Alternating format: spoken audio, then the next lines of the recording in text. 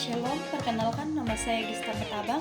Saya berasal dari Toraja Utara, Klasis Balusu, tepatnya di Lembang Karua. Di sini saya akan membahas mengenai bagaimana pandangan teologi sosial terhadap permasalahan lingkungan. Namun pertama-tama saya akan menjelaskan apa itu lingkungan hidup atau definisi lingkungan. Nah teman-teman, lingkungan hidup merupakan suatu kesatuan yang kompleks dan saling terkait antara manusia, makhluk hidup, dan alam. Namun dengan semakin meningkatnya aktivitas manusia dalam memenuhi kebutuhan hidupnya, lingkungan hidup semakin terancam dan mengalami kerusakan yang semakin parah.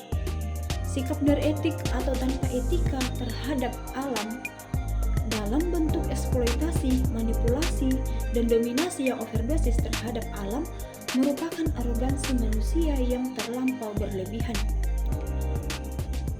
Alam seakan tanpa nilai apapun di hadapan manusia, kecuali sebagai instrumen bagi pemenuhan kebutuhan hidup manusia semata. Nah, oleh karena itu, sangat diperlukan suatu pendekatan yang holistik dan komprehensif dalam mengatasi permasalahan lingkungan hidup yang sedang terjadi. Teman-teman, dalam hal ini teologi sosial dapat memberikan suatu pendekatan yang tepat dalam mengatasi permasalahan lingkungan hidup itu.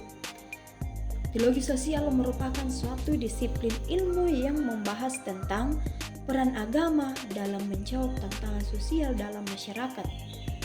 Dalam konteks lingkungan hidup, teologi sosial dapat membahas tentang tanggung jawab manusia dalam menjaga dan melestarikan lingkungan hidup, serta mengajarkan nilai-nilai yang berkaitan dengan keadilan, keberlanjutan, dan perdamaian. Isu lingkungan hidup memiliki tempat yang sangat penting dalam teologi sosial, karena lingkungan hidup adalah hadiah dari Tuhan bagi umat manusia dan tanggung jawab kita untuk menjaga dan merawatnya. Teologi sosial menyatakan bahwa setiap tindakan manusia yang merusak lingkungan adalah tindakan yang bertentangan dengan kehendak Tuhan dan melanggar hak-hak orang miskin dan generasi yang akan datang. Nah, teman-teman, kita akan membahas mengenai beberapa isu lingkungan hidup yang sering dibahas dalam teologi sosial. Nah, yang pertama, kita akan membahas mengenai konsep kepemilikan dan tanggung jawab manusia terhadap lingkungan hidup. Nah, teologi sosial memandang manusia sebagai pengurus atau penjaga lingkungan hidup. Teman-teman, oleh karena itu, manusia sangat bertanggung jawab untuk merawat dan menjaga lingkungan agar tetap sehat dan berkelanjutan bagi generasi yang akan mendatang. Dalam teologi sosial, konsep kepemilikan dan tanggung jawab manusia terhadap lingkungan hidup menjadi salah satu topik yang sangat penting untuk dibahas.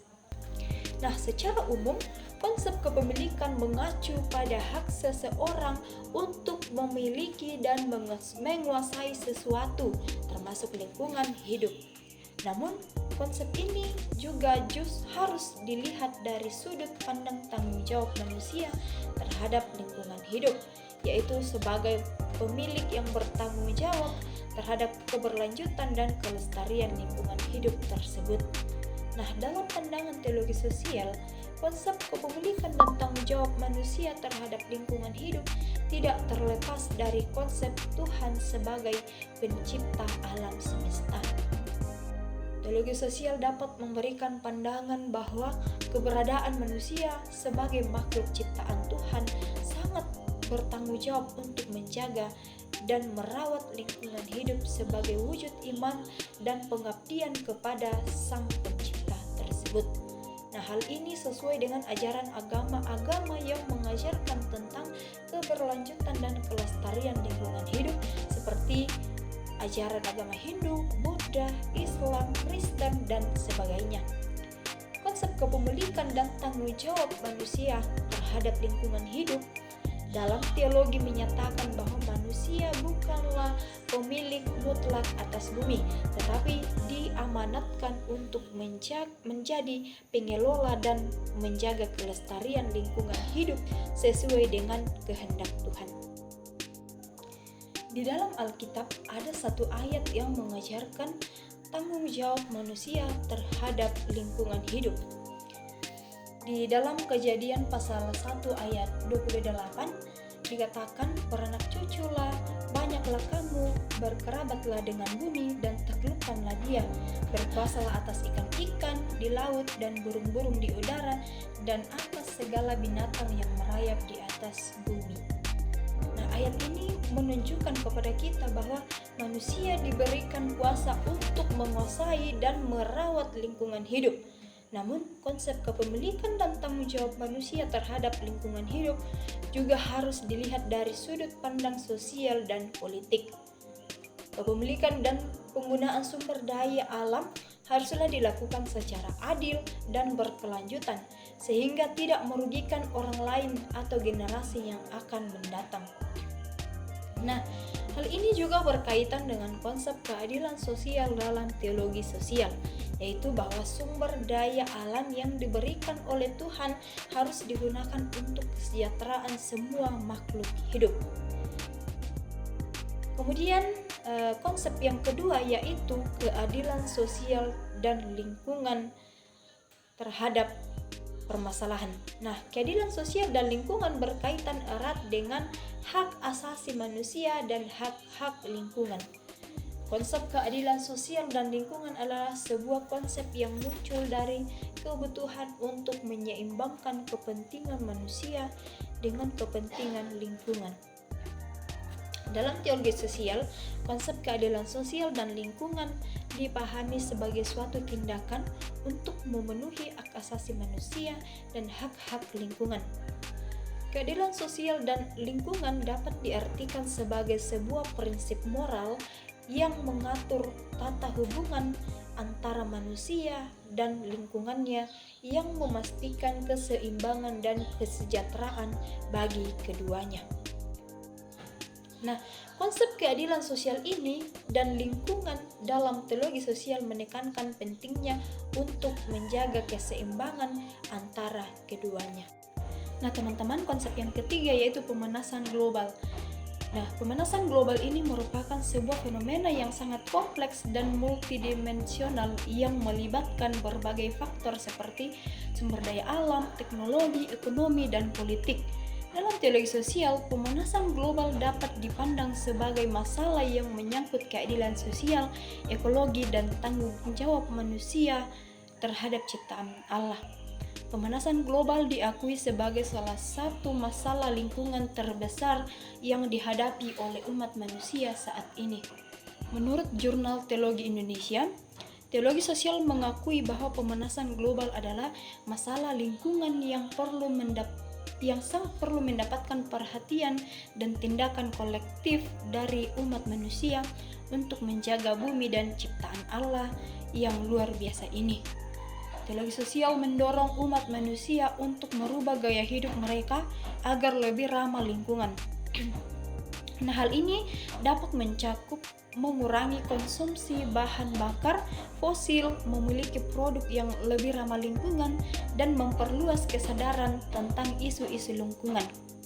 Masalah pemanasan global dan dampaknya pada lingkungan dan manusia adalah sebuah isu yang kompleks dan perlu mendapatkan perhatian dan tindakan dari semua pihak, terutama umat agama.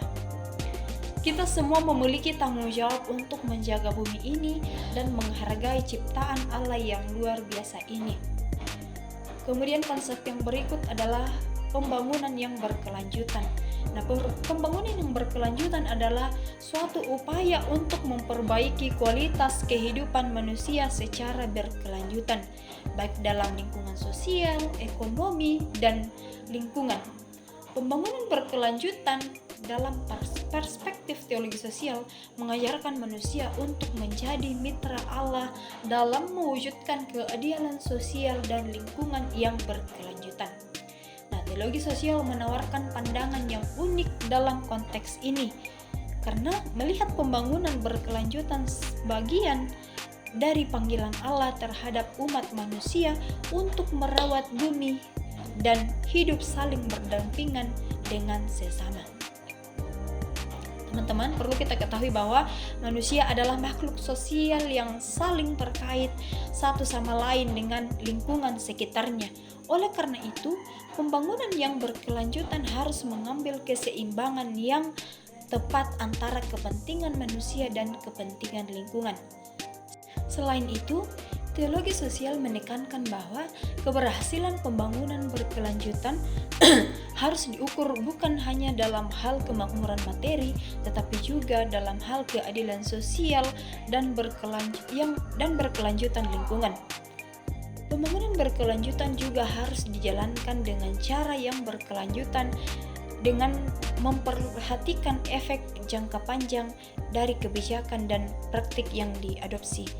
Nah, dalam hal ini berarti bahwa pembangunan harus dipandang sebagai sebuah proses jangka panjang yang memperhatikan kebutuhan generasi masa depan dan mempertimbangkan keselarasan antara umat manusia dengan lingkungan.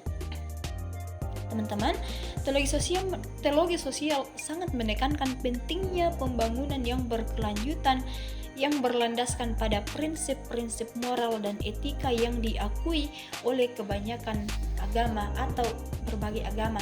Ini berarti bahwa pembangunan berkelanjutan harus memperhatikan keseimbangan antara kepentingan manusia dan kepentingan lingkungan serta mengajarkan kemakmuran sosial, keadilan, dan keberlanjutan lingkungan dalam jangka yang panjang. Nah, ada sebuah pendekatan lagi, yaitu pendekatan sosial terhadap dalam membantu penyelesaian konflik lingkungan hidup. Nah, pendekatan teologi sosial ini dapat membantu dan menyelesaikan konflik lingkungan dengan cara memandang masalah lingkungan sebagai isu yang tidak hanya bersifat teknis atau sains, tetapi juga memiliki dimensi moral, sosial, dan agama. Dalam konteks ini, teologi sosial dapat memainkan peran penting dalam menghasilkan pemahaman yang lebih dalam dan holistik tentang hubungan manusia dengan lingkungan dan pentingnya untuk menjaga keseimbangan ekologi. Nah, dalam konsep ini beberapa langkah yang dapat diambil dalam penyelesaian konflik lingkungan dengan pendekatan teologi sosial ini. Yang pertama, yaitu studi teologi lingkungan. Nah, melalui studi teologi lingkungan, individu dan komunitas dalam memahami isu-isu lingkungan dari sudut pandang iman dan agama. Dengan memahami nilai-nilai religius dan etis yang terkait dengan lingkungan, mereka dapat mengembangkan pemahaman yang lebih dalam tentang pentingnya menjaga dan memelihara lingkungan.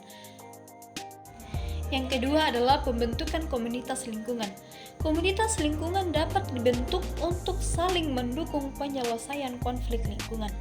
Nah, komunitas ini dapat terdiri dari individu dan kelompok yang memiliki minat dan kepedulian yang sama terhadap masalah lingkungan. Nah, melalui komunitas ini, mereka dapat bekerja sama untuk mengembangkan solusi untuk mengenai masalah lingkungan yang dihadapi ini. Nah, kemudian cara yang ketiga yaitu pendidikan dan pelatihan. Nah, pendidikan dan pelatihan dapat dilakukan untuk meningkatkan kesadaran masyarakat tentang pentingnya menjaga lingkungan. Pendidikan ini dapat dilakukan melalui seminar, lokarya, dan kegiatan lainnya. Pelatihan juga dapat diberikan kepada individu dan kelompok untuk membantu mereka memahami teknologi dan metode terbaru yang dapat membantu dalam menjaga lingkungan. Nah, yang keempat adalah pimpinan agama dan moral. Nah, pemimpin agama dan moral dapat memainkan peran penting dalam penyelesaian konflik lingkungan. Dengan cara mereka dapat memimpin upacara, doa, dan kegiatan keagamaan lainnya. Yang berikut adalah kerjasama antara pemerintah dan masyarakat dan lembaga swadaya masyarakat. Kerjasama antara pemerintah, masyarakat, dan lembaga swadaya masyarakat ini dapat membantu dalam penyelesaian konflik lingkungan, di mana mereka dapat bekerja sama untuk mengembangkan solusi untuk masalah lingkungan dan untuk memastikan implementasi kebijakan yang berkelanjutan dan ramah lingkungan. Nah, teman-teman, dalam keseluruhan pendekatan teologi sosial dapat membantu dalam penyelesaian konflik lingkungan dengan memperluas pemahaman tentang isu lingkungan menjadi lebih holistik dan multidimensi, serta memberikan kerangka etis dan moral yang kuat untuk memandu tindakan manusia dalam menjaga dan memelihara lingkungan hidup. Teman-teman, kita tiba pada kesimpulan. Dari penjelasan saya ini dapat disimpulkan bahwa konflik lingkungan hidup adalah masalah yang kompleks dan melibatkan berbagai aktor atau peran dalam masyarakat. Perspektif teologi sosial menawarkan pandangan yang unik dalam mengatasi konflik ini, karena melihat lingkungan hidup sebagai ciptaan Allah yang harus dijaga dan dirawat oleh manusia sebagai mitranya. Nah, selain itu, teologi sosial menekankan pentingnya keadilan sosial dalam upaya pelestarian lingkungan hidup, sehingga pembangunan berkelanjutan harus memperhatikan keseimbangan antara kepentingan manusia dan kepentingan lingkungan. Nah, oleh karena itu, solusi atas konflik lingkungan hidup harus dilakukan secara berkelanjutan dan dengan memperhatikan prinsip-prinsip moral dan etika yang diakui oleh kebanyakan agama atau oleh semua agama, serta harus melibatkan partisipasi aktif dari seluruh aktor dalam masyarakat. Sekian dari saya, Tuhan Yesus memberkati.